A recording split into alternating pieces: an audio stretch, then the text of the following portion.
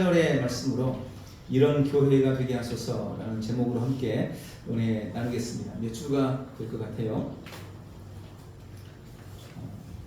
이전 예배를 드리고 또 마음을 추스리면서 다시 한번 우리 엘대전 교회를 향한 하나님의 기대, 또 우리를 향한 주님의 바램에 대해서 고민하고 생각해 보게 됐습니다. 교회가 그저 존재하기 위해서 혹은 살아남기 위해서 발버둥 치고 있다면 그건 결코 주님의 뜻은 아닐 겁니다. 우리 많은 목사님들이 그렇게 권면했어요. 저한테도. 개척하면서 여기까지 올 때 또 한편으로는 정말 그런가 그런 생각도 하죠. 교회가 그저 세워져 있는 것만으로도, 그저 그 자리에 존재하고 있는 것만으로도 부흥하는 것이다. 교회가 그곳에 자리를 지키고 있는 것만으로도 지금 사명을 다하고 있는 것이다 라고 많은 목사님들이 권면해 주시기도 했고, 또 그 말에 힘을 얻기도 했습니다. 그런데 가만히 생각해 보면 정말 그렇게 존재하는 그것만으로, 그냥 살아남아 있는 것만으로 하나님이 세우신 교회의 목적을 다하고 있는 걸까? 라고 물어본다면 그건 아마 그렇지 않을 것이다 라고 대답할 수밖에 없을 겁니다. 우리 각 개인이 그러듯이 우리가 그저 살아남기 위해서 이 자리에 이 땅에 보내진 게 아니잖아요. 그저 존재하기 위해서, 자리나 지키기 위해서 이 땅에 보내진 게 아니잖아요. 교회는 교회로서 주어진 사명을 감당해내야 할 의무를 지고 이 땅에 세워진 겁니다. 그리고 주님은 반드시 그 여부간에 심판하실 것입니다. 물론 심판이라니까 너 잘 못했어 하니 그 어디로 던져버린다는 게 아니고 주실 상급을 주시고 덜 받을 사람 좀 덜 받고 이러지 않겠어요? 우리 엘대전 교회는 정말 주님이 기뻐하시는 그런 교회가 되기를 축복합니다. 우리 성도들도 주님이 기뻐하시는 교회 공동체를 만들어가기 위해서 또 결단하는 그런 귀한 시간으로 몇 주간을 보냈으면 좋겠습니다. 오늘 본문 속에는 초대교회에 칭찬받았던 한 교회가 등장합니다. 바로 데살로니가 교회입니다. 데살로니가 교회는 바울과 실라가 전도하면서 세운 교회입니다. 그런데 이 데살로니가 교회가 바울에게 있어서 너무나 귀하고 아름답게 여겨졌던 것 같아요. 물론 지금 우리 교회처럼 이렇게 모습이 아름답진 않았을 거라고 생각됩니다. 여타의 교회들처럼 크게 웅장하게 잘 지어져서 바울이 데살로니가 교회를 칭찬하는 게 아니고, 그런 외형적인 모습이 아니라 그들이 가진 신앙, 그들이 미치는 영향력, 그들이 보여주는 믿음의 모습이 바울 보기에 너무나 아름다웠다는 거죠. 그래서 성경 보면 데살로니가전서 1장부터 해서 3장까지 무려 3장에 걸쳐서 바울은 이 데살로니가 교회에 대해서 칭찬하고 그들에 대해서 감사하는 내용으로 이 데살로니가전서를 기록하고 있는 것을 보게 됩니다. 바로 이러한 데살로니가 교회의 모습은 이 시대 우리 교회들의 표상이 되고, 우리 순복음 엘대전 교회도 그런 교회가 되기를 사모하고 소망해야 될 줄 믿습니다. 데살로니가 교회는 어떤 교회였을까요? 그리고 우리 교회는 어떤 교회가 되어야 할까요? 오늘 2절부터 4절에 나와 있는 데살로니가 교회의 모습을 잠깐 살펴보려고 합니다. 첫 번째, 오늘 본문에 보니까 데살로니가 교회는 믿음의 역사가 있는 교회였다라고 말씀합니다. 교회 하면 가장 먼저 떠오르는 단어 믿음일 거예요. 물론 여러 가지 단어가 있지만 우리가 신앙 하면 믿음이라는 단어가 가장 먼저 연상될 것입니다.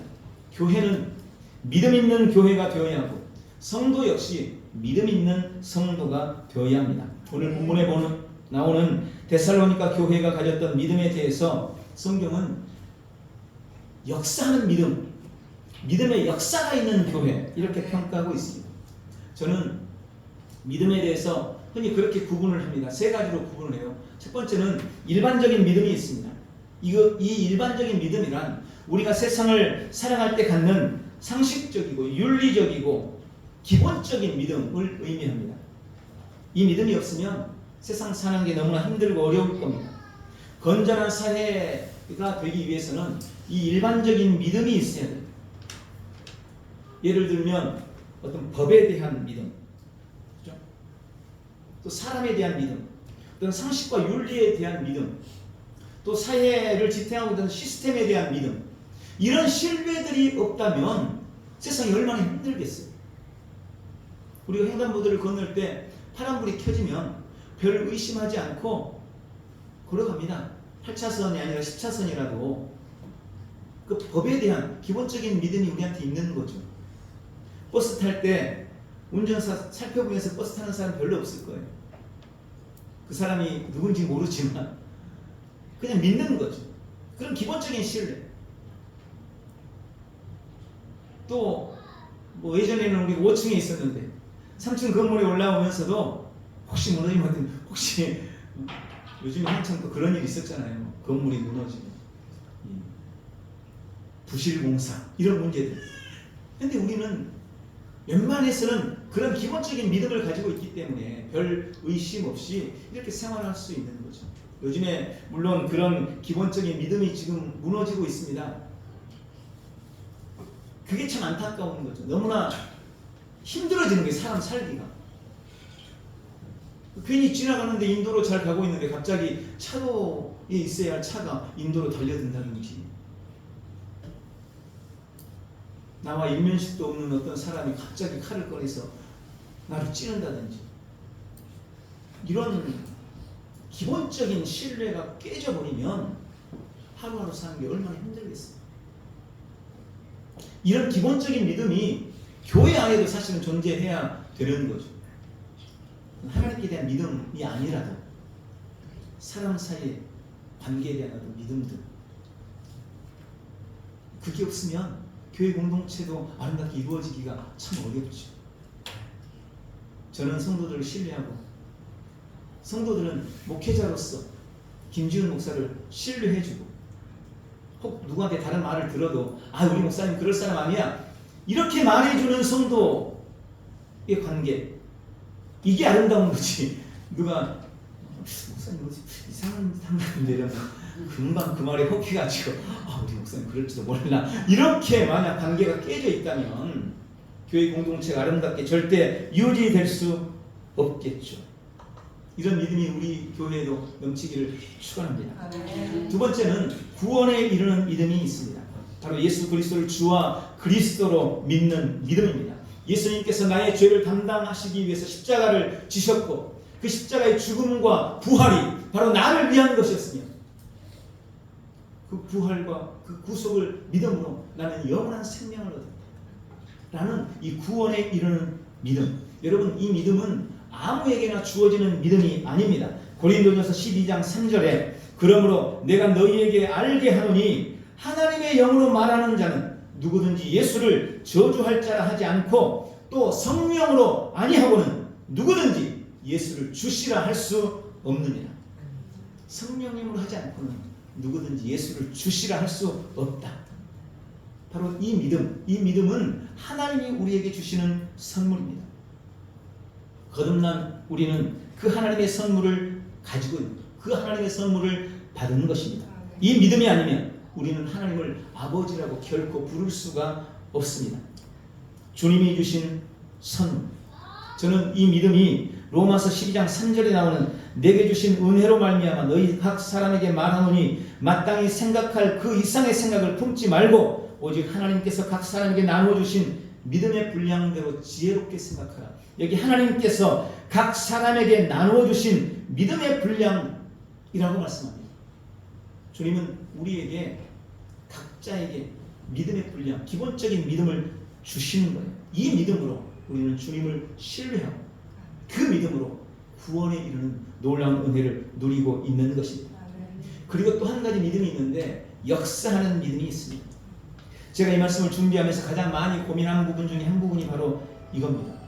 구원에 이르는 믿음이 있고 또 역사를 이루는 믿음이 있는데 이건 도대체 어떻게 다른가? 저는 예전에 이 두 가지 믿음을 좀 구분했어요. 그리스도를 믿는 믿음으로 말미암아 구원받는 믿음, 그리고 삶의 자리에서 능력을 나타내고 기적을 부르는 믿음, 초월적이고 초자연적인 역사를 이루는 이 믿음, 저는 이 둘이 분명히 다른 거라고 생각했습니다. 그러나 제가 이 말씀을 계속해서 묵상하면서 또 준비하면서 주님이 주신 감동은 이 두 믿음은 다른 것이 아니라는 것입니다. 이 역사하는 믿음은 영적인 성장과 성숙에 의한 믿음일 뿐인 거예요. 좀 더 정확하게 말하면 믿음에 대한 우리의 인식이 삶의 자리에서 어떤 초월적인, 초자연적인 역사를 나타내느냐, 그렇지 못하느냐를 결정하는 것입니다. 우리가 주를 믿는 믿음에는 반드시 역사가 따릅니다. 주를 믿는 믿음. 다만 믿음에 대한 우리의 인식과 의식에 따라서 믿음이 역사하는 방법이 다른 것 뿐이에요. 예를 들어 이런 사복음서에 보면 예수님이 하셨던 말씀이 나와요. 네 믿음대로 되리라. 네 믿음대로 되리라.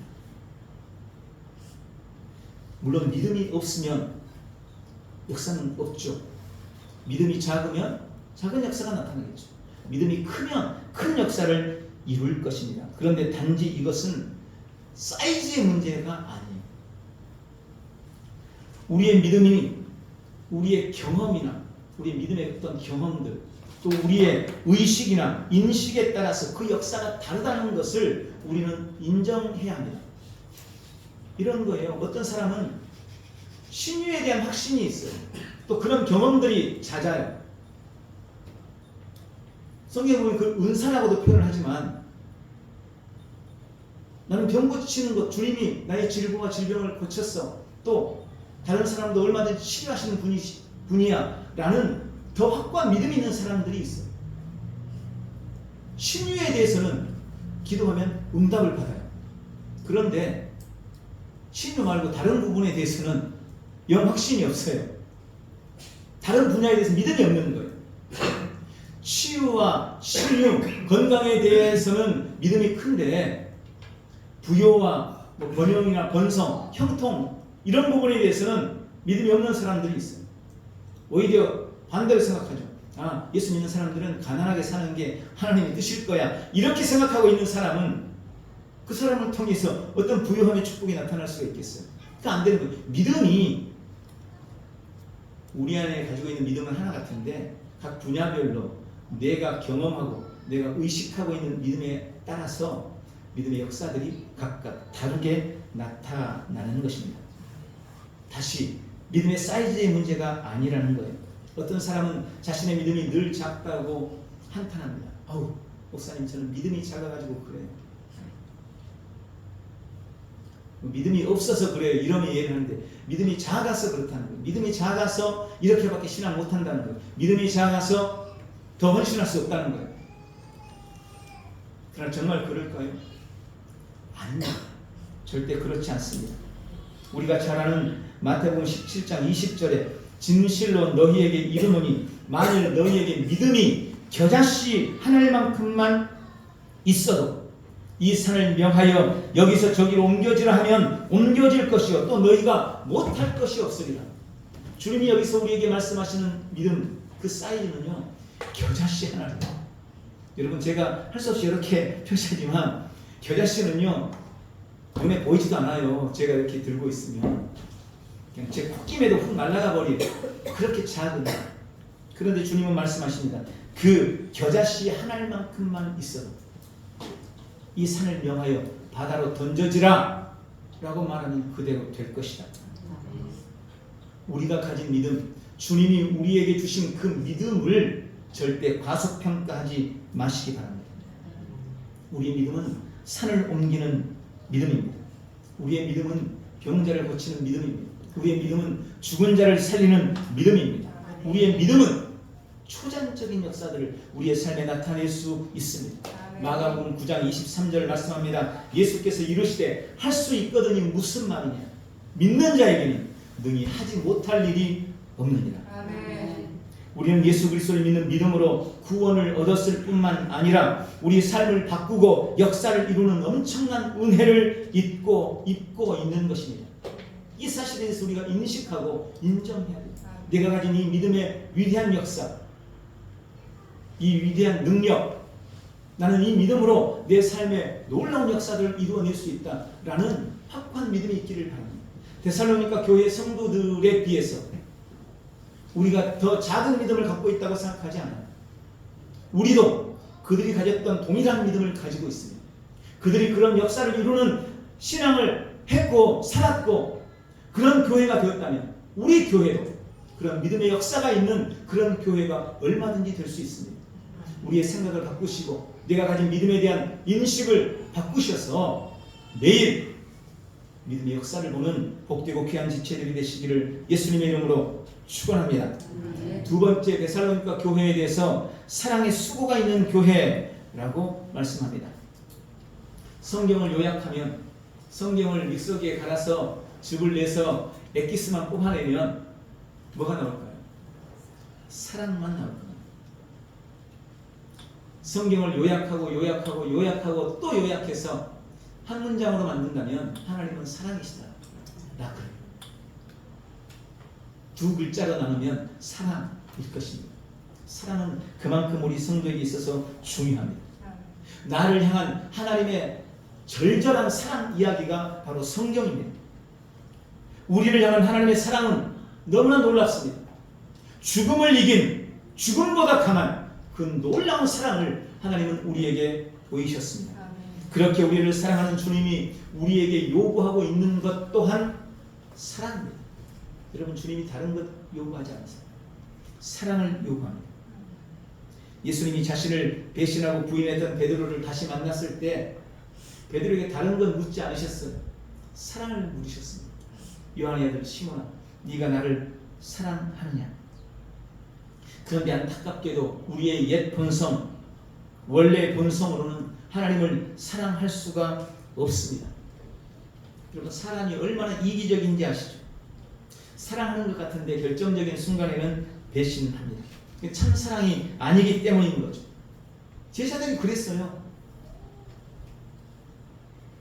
3년이나 예수님을 따르며 예수님과 먹고 마시고 예수님이 일으킨 기적의 현장에 있었던 사람들, 예수님 말씀을 그렇게 들어왔던 사람들,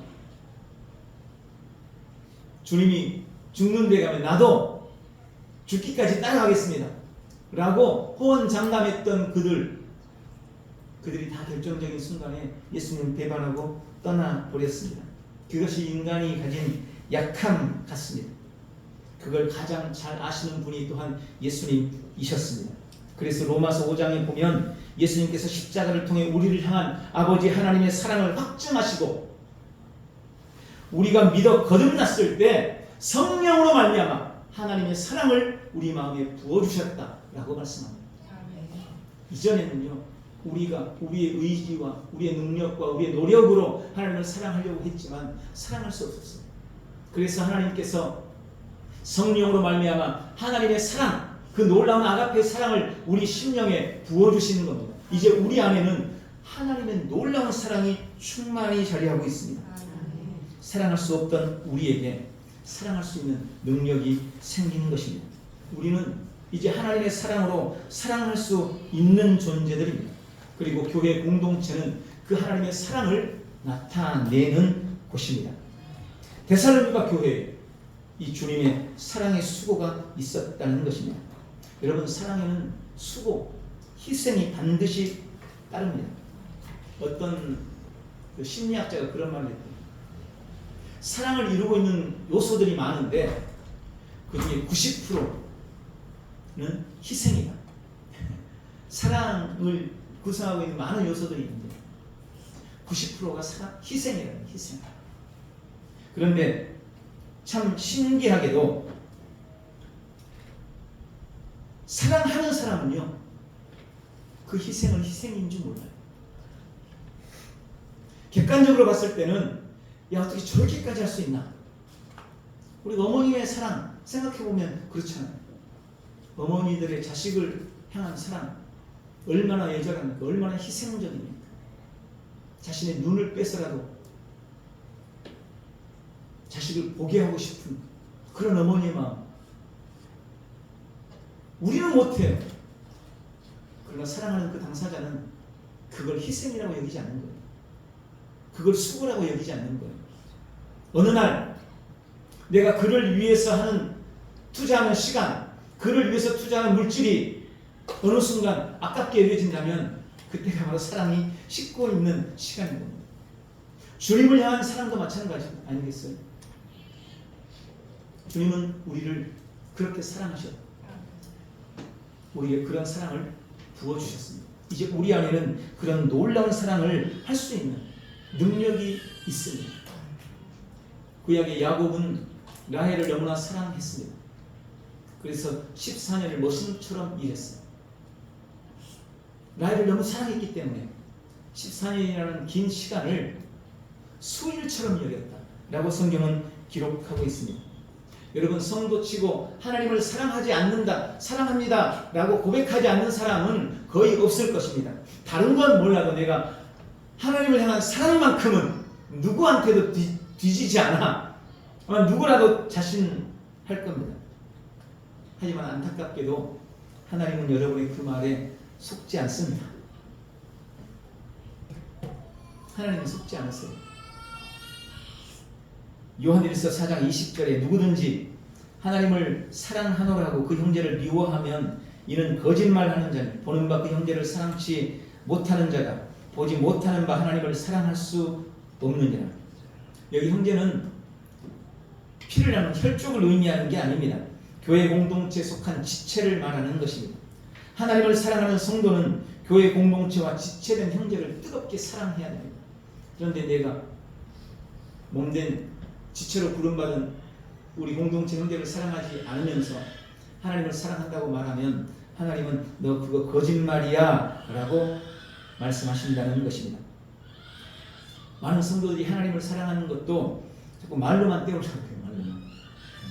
말로는 주님을 사랑하는데 사실은 돈을 더 사랑하고, 말로는 예배가 중요한데 사실은 직장이 더 중요한 사람이 세상에는 너무나 많습니다. 오늘 데살로니가 교회의 성도들은 주님을 사랑할 때 말로만 사랑하지 않았다는 것입니다. 사랑의 수고가 있었다는 것입니다. 그리고 그 사랑의 수고가 열매 맺었다는 거예요. 우리 엘레전 교회도 그런 사랑의 수고가 있고 그 수고가 열매 맺기를 바랍니다. 여러분, 우리가 가장 눈에 두드러지게 하나님의 사랑, 우리 엘레전 교회 지체들을 향한 사랑을 볼 수 있는 게 뭘까요? 우리 엘레전 중보 기도실. 매일 우리 한 성도씩 올려줄 때 거기도 좀 여러분의 사랑을 좀 표현 좀 하세요. 물론 시간마다 기도하고 계시는 줄 압니다. 그러나 좀 사랑의 수고를 좀 하세요. 입으로만 수고하지 마시고 손으로도 좀 수고하셔서 우리 지체들을 위한 기도에 힘을 주시기를 바랍니다. 그런 사랑의 수고가 있는 우리 엘레전 교회가 되기를 축복합니다. 세 번째는 데살로니가 교회에 소망의 인내가 있었습니다. 물론 그 대상 오늘 본문에 그렇게 말씀했어요. 예수 그리스도에 대한 소망의 인내, 그리스도에 대한 소망의 인내다. 여러분, 우리가 삶을 살아가면서 가장 소중한 것 중에 한 가지가 저는 소망이라고 생각합니다. 소망은 우리가 살아가는 이유가 됩니다. 힘든 세상을 견디는 힘이 소망입니다. 소망 없는 삶이 지옥입니다. 그래서 단테 신곡에 보면 지옥 입구에 그렇게 쓰였다 그러잖아요. 일체 소망을 표해요. 소망이 없는 곳이 지옥인 거예요. 내가 신라 같은 소망이라도 있다면 그는 지옥에서 살아날 수 있어요. 빠져나올 수 있어요. 그런데 우리가 믿음의 말씀을 나누고 함께 배워가면서 제가 이 말씀을 주면서 그게 고민이 되더라고요. 우리가 믿음의 말씀을 배워가면서 예전에 소망이었던 것들이 이제 우리에게 실제가 되어버렸어요. 예전에는 영생의 소망이었습니다. 아니면 물론 그렇지 않아요 라고 말할 수 있는 사람도 있는데, 예전에 대부분의 신앙생활 하는 사람은 어떻게 신앙하냐면요, 이 땅에서는 믿음 잘 지키고 살면 나중에 죽어서 영생으로, 나중에 죽어서 천국에 가고, 나중에 죽어서 구원받는다 라고 생각해요. 그래서 영생이 소망이고 구원이 소망이고 천국이 소망이었습니다.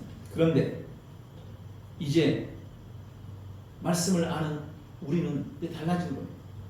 이미 내가 영생을 소유했어. 이미 내가 구원을 받아버렸어. 이미 나는 천국의 시민이에요.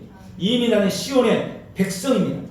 치유와 건강이 소망이었는데 이제 이미 나는 신성한 건강을 가지고 있고, 예수님이 채찍에 맞으실 때 내가 치유받았다는 사실에 대해서 이미 확신하고 있어요. 예전에 소망이었던 것이 지금은 내 안에서 실제가 되었고 이미 내가 가지고 있는 것이 된 겁니다. 그러니 내가 이미 가지고 있는 것을 내가 소망합니다 라고 말하는 것은 이거 말이 안 맞는 거잖아요. 아니 나는 마이크, 좋은 마이크, 이렇게 생긴 마이크 있었으면 좋겠습니다 라고 소망하면 목사님 왜 저래 이럴 거 아니에요. 이미 가지고 있는데 뭘 또 소망을 해요. 이미 가지고 있는 것을 소망하는 것은 소망이 아닙니다. 더 이상 우리가 소망했던 그것들이, 예전에 우리가 소망이라고 생각했던 그것들이 더 이상 소망이 아니게 된 거예요. 자, 그러나 우리가 그렇게 생각하면서 소망하기를 멈춰버리면 절대 안 됩니다. 저도 이 말씀을 준비하면서 이 부분에 대해서 참 많이 묵상하고 지혜를 구했습니다. 지금 저에게 주신 계시는 우리는 여전히 그것들을 소망해야 한다는 것입니다. 왜냐하면 주님은 우리가 그 모든 은혜들을 이 땅에서 온전히 누리기를 원하고 계시기 때문입니다. 내 영 안에, 거듭난 내 영 안에 주님께서 주신 이 조의 생명, 영원한 생명, 하나님과 같은 종류의 이 생명을 이제 내 영 안에서만이 아니라 내魂과 내 몸과 나의 온 삶의 자리에서 나타내고 누려나가는 삶을 살기를 주님이 기대하고 계시다는 것입니다. 내 영 안에 일어난 이 놀라운 변화들이 내魂과 내 몸을 통해서 내 온 삶을 통해서도 나타나기를 주님이 기대하고 계시다는 것입니다. 결코 오염되거나 파괴되거나 상처받거나 찢길 수 없는, 더럽혀질 수 없는 그 신성하고 불멸하는 생명을 나의 삶의 자리에서 나타내는 삶을 살기를 주님은 원하시는 겁니다. 여러분, 우리는 매일 그것을 상상해야 돼요. 내 영 안에 있는 이 하나님의 생명이 나의魂과 나의 온몸에 충만하고 내가 가는 곳마다 생명의 역사가 나타나고 영생을 누림이 나타나는 그런 삶을 여러분 매일 소망하고 그것을 상상해 보시기 바랍니다. 상황을 바꾸고 변화시키는 승리의 삶이 여러분의 삶이 되는 것을 매일 기대하셔야 돼요. 인생의 문제나 환란이 찾아올 때 예전에는 두려워 떨고 겁내고 주님 제발 저 좀 살려주세요 그렇게 기도했지만 주님 나는 더 이상 아무것도 염려하지 않습니다. 나는 오직 기도와 간구로만 나아갑니다.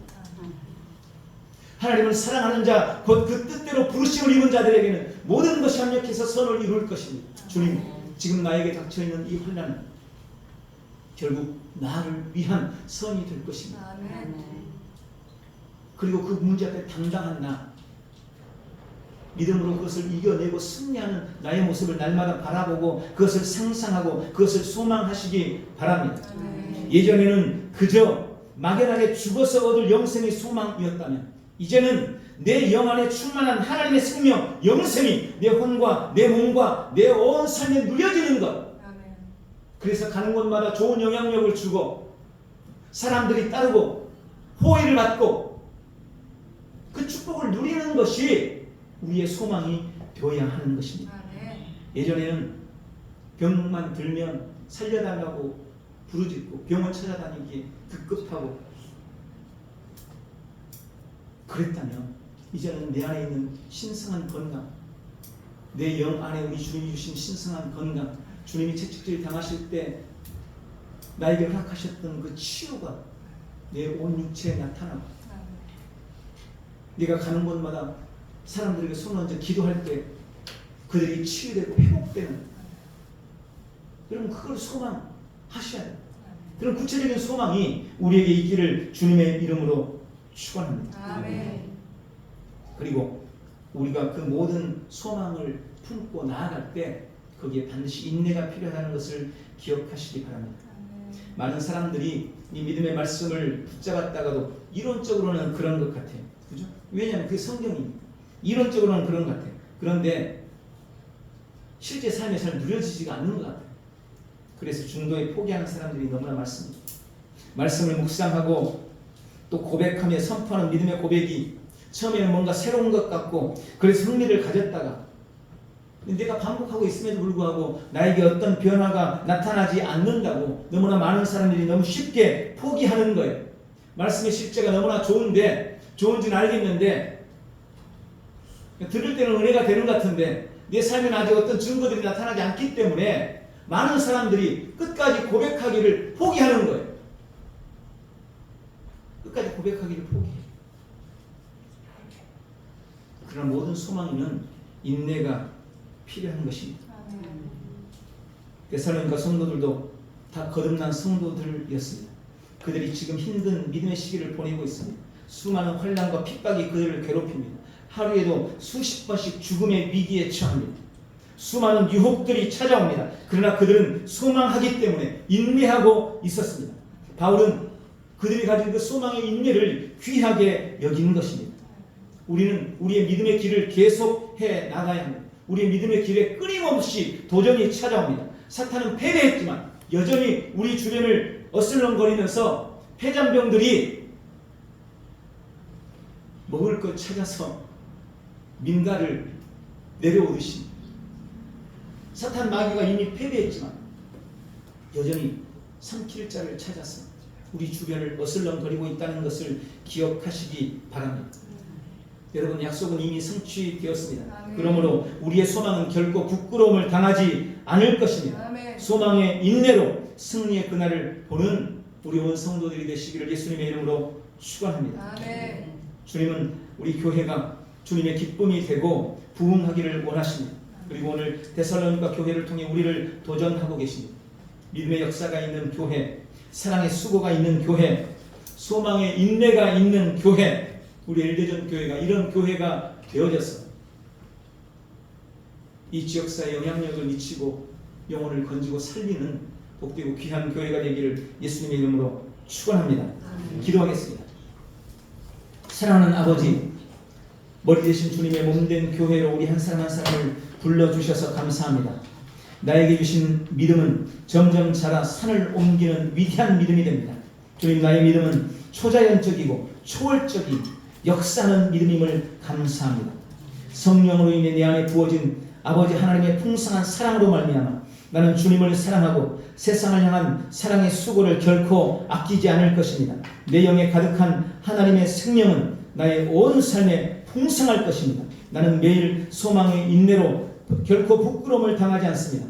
엘대전 교회는 믿음의 역사와 사랑의 수고와 소망의 인내로 날마다 성장하며 주님의 기쁨이 될 것입니다.